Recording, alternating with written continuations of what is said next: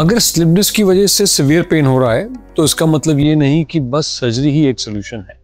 Surgery के बिना भी काफी केसेस में पेन को सही तरीके से मैनेज किया जा सकता है ताकि आपकी लाइफ नॉर्मल हो सके। आज के वीडियो में मैं आपको बताने वाला हूँ 5 इंपॉर्टेंट स्ट्रेटजीज जो स्लिप डिस्क के सीवियर पेन को कंट्रोल करने में मदद करती है, और इनमें से कुछ टेक्निक्स आप घर पर भी अप्लाई कर सकते हैं।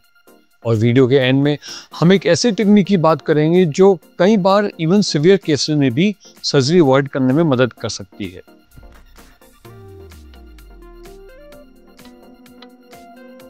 स्लिप डिस्क का दर्द सिर्फ डिस्क के फिसलने से नहीं बल्कि नर्व इरिटेशन या कंप्रेशन से भी होता है। जब डिस्क का सॉफ्ट जेल जैसा हिस्सा स्पाइन नर्व पर प्रेशर डालता है तो इन्फ्लेमेशन यानी सोजिश बढ़ने लगती है और ये पेन सिग्नल्स को एम्पलीफाई करता है। कई लोग सिर्फ पेन किलर्स पर डिपेंडेंट हो जाते हैं, लेकिन अगर रूट कॉज को टारगेट ना किया जाए तो पेन कंटिन्यू करता रहेगा और बढ़ भी सकता है। अब चलिए सीवियर पेन को कंट्रोल करने के 5 बेस्ट मेथड्स देखते हैं।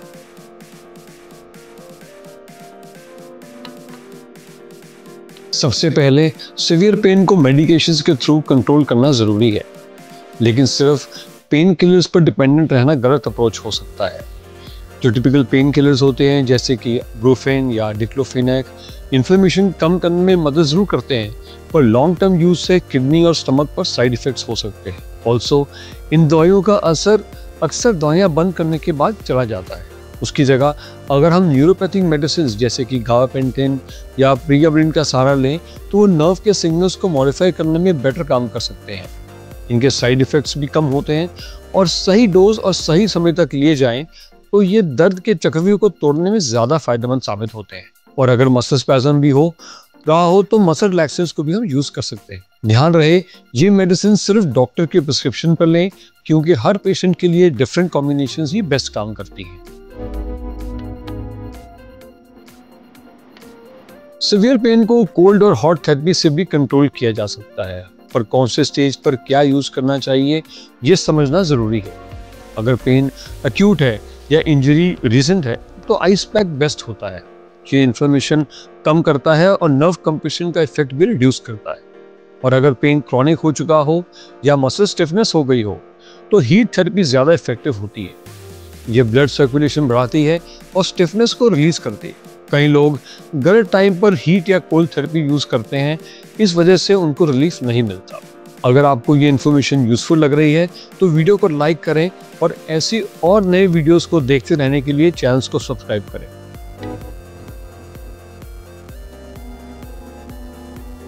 अगर दर्द सीवियर है तो क्या बेड रेस्ट करना चाहिए? कई लोग सोचने लगते हैं कि जितना रेस्ट करेंगे उतना बेटर होगा, पर यह सबसे बड़ी गलती हो सकती है। बेड रेस्ट सिर्फ 2 या 3 दिन के लिए सही होता है। उसके बाद कंट्रोल्ड मूवमेंट बहुत ज़रूरी है। हल्की फुल्की फिजियोथेरेपी एक्सरसाइजेज और specific stretching techniques pain control करने में मदद करती हैं। मेरे जैसे स्पाइन स्पेशलिस्ट अक्सर मैकेंजी मेथड या नर्व ग्लाइडिंग एक्सरसाइजेज रेकमेंड करते हैं जो पेन को ग्रेजुअली रिड्यूस करते हैं। मैंने शेरका और स्लिप डिस्क में फिजियोथेरेपी के रोल पर एक अलग डिटेल वीडियो बनाई है। अगर आप जानना चाहते हैं कि कौन सी एक्सरसाइजेज आपके लिए सही हैं तो उस वीडियो का लिंक डिस्क्रिप्शन में है।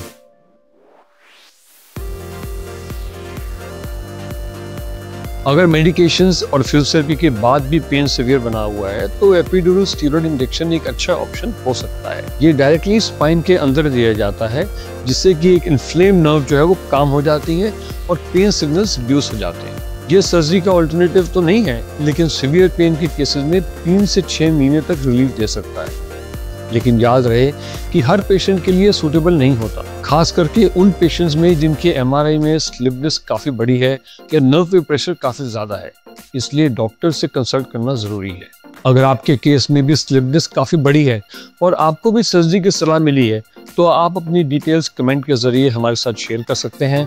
हम आपको एक सेकेंड ओपिनियन देने में डेफिनेटली मदद करेंगे।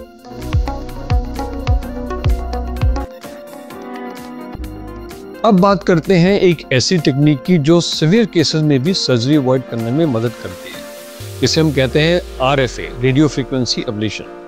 ये वही टेक्निक है जिसके बारे में मैंने वीडियो के शुरू में मेंशन किया था।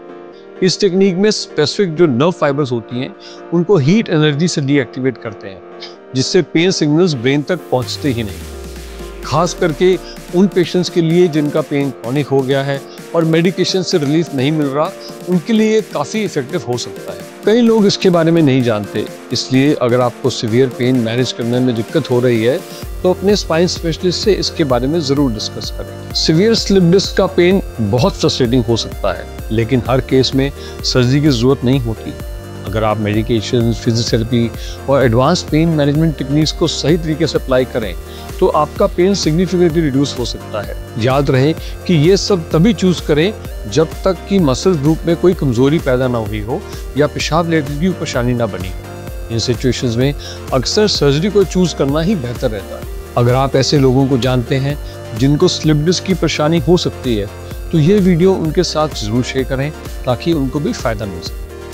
अगले वीडियो में मिलते हैं, तब तक के लिए अपना ख्याल रखें।